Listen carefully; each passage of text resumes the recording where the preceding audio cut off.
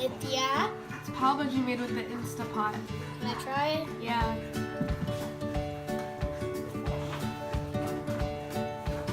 எப்படி இருந்தது நான்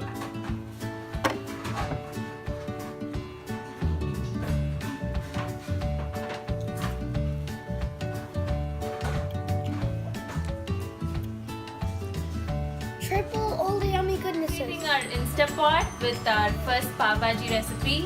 Thanks to Anu Akka, we're going to try Instapot for the first time.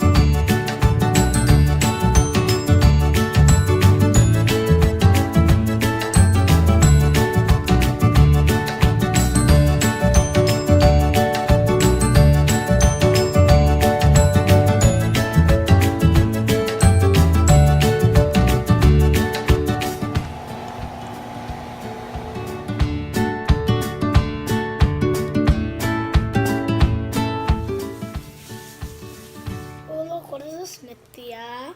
It's pav bhaji made with the Instapot. Can I try? Yeah.